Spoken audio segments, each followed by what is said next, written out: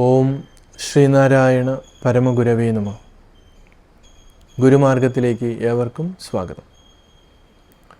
ശ്രീനാരായണ ഗുരുദേവൻ്റെ ദൈവദശകം എന്ന കൃതി നമ്മൾക്ക് മിക്കവാറും എല്ലാവർക്കും സുപരിചിതമാണ്. ഈ കൃതിയിൽ 10 ശ്ലോകങ്ങളാണ് ഉള്ളത്. നമ്മളുടെ ഉപനിഷത്തുകളുടെ അല്ലെങ്കിൽ വേദത്തിൻ്റെ ഒക്കെ സാരമാണ് ഈ 10 ശ്ലോകങ്ങളിൽ ഗുരു സന്നിവേശിപ്പിച്ച് വച്ചിരിക്കുന്നത് എന്ന് തിരിച്ചറിയുന്നവരുടെ എണ്ണം വളരെ കുറവായിരിക്കും. ഇവിടെ ഒന്നൊന്നായി എണ്ണി തൊട്ടെണ്ണം പൊരുളൊടുങ്ങിയാൽ എന്ന് ഗുരു പറയുമ്പോൾ അത് ഉപനിഷത്തിൻ്റെ നേതി എന്നുള്ള ഒരു പ്രക്രിയ ആണ് സൂചിപ്പിക്കുന്നത്.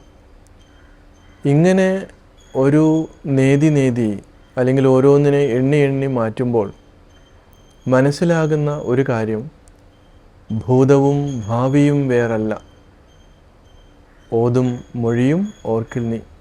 അപ്പം ഇവിടെ ഭൂതവും ഭാവിയും നമ്മുടെ കാലത്തെക്കുറിച്ചാണ് പറയുന്നത്.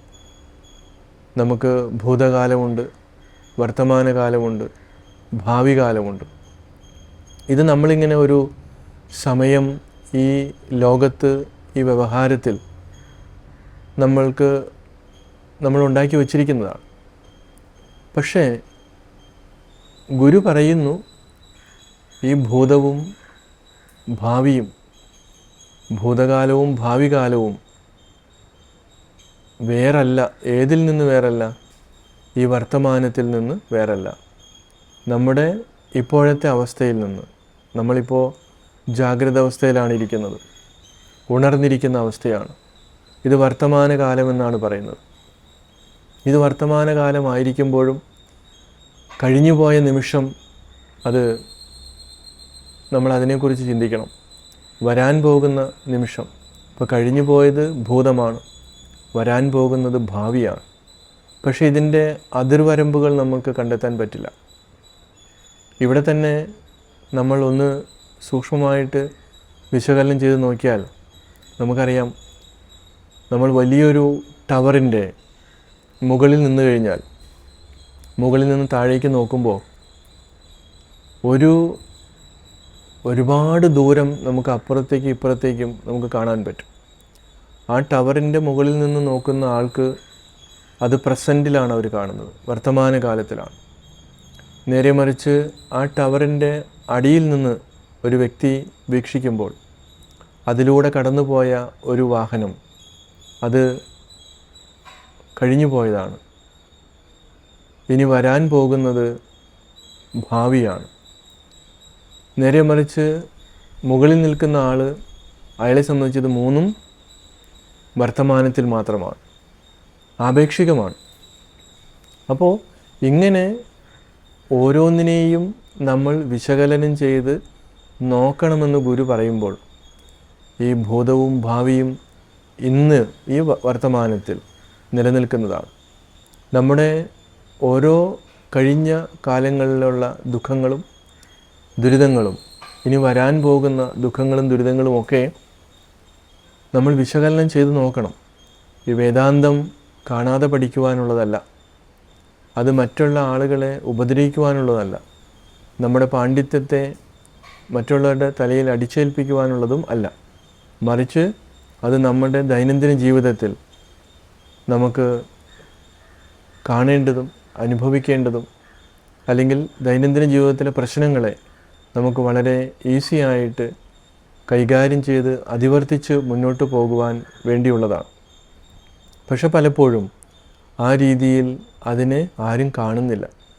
ഇതെന്തോ ഒരു ശുഷ്കമായിട്ടുള്ള വേദാന്തം, അതല്ല, ഏറ്റവും ലളിതമാണ്. അപ്പോൾ 10 ശ്ലോകങ്ങളിലൂടെ ഒരു ദൈവത്തിൻ്റെ പേരിൽ, നമ്മൾ സാധാരണ കാണുന്ന ദൈവമല്ല, ഈ പ്രപഞ്ചത്തെ സൃഷ്ടിച്ച് പരിപാലിച്ചു പോരുന്ന അദൃശ്യമായിട്ടുള്ള ശക്തി, ചൈതന്യം, അതിനെയാണ് ഗുരുദൈവമെന്ന് പറയുന്നത്.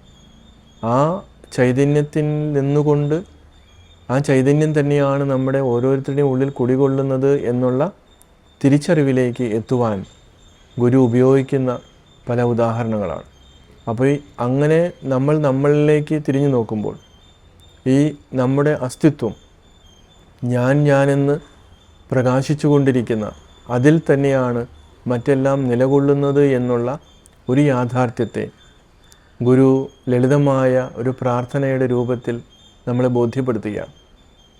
എത്ര സൂക്ഷ്മമായിട്ടാണ് ഗുരു ഇത് കൈകാര്യം ചെയ്തിട്ടുള്ളത്.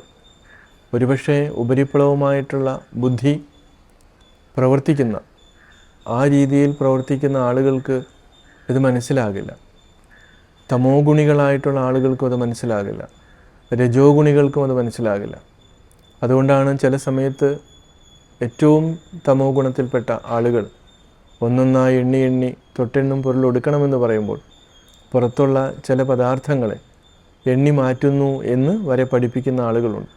അതല്ല, ഇപ്പോൾ മനുഷ്യ മനസ്സിൻ്റെ തമസും രജസും ആ ഗുണങ്ങളെയൊക്കെ അതിവർത്തിച്ച് ഏറ്റവും സാത്വികമായ ഒരു തലത്തിലേക്ക് വരുമ്പോൾ മാത്രമാണ് അവനവനെക്കുറിച്ച് ഉള്ള അവബോധം ഉണ്ടാകുന്നത്. അപ്പോൾ തന്നിൽ തന്നെയാണ് ഇതെല്ലാം നിലനിൽക്കുന്നത് എന്നുള്ള ബോധത്തിലേക്ക് ഉണരുമ്പോഴാണ് അവൻ എന്നും ആഴണം വാഴണം സുഖമായിട്ട് എന്നും ആഴുവാനും വാഴുവാനും സാധിക്കുന്നത് എന്നുള്ള തിരിച്ചറിവ് സാക്ഷാത്കാരം ഉണ്ടാകുന്നു.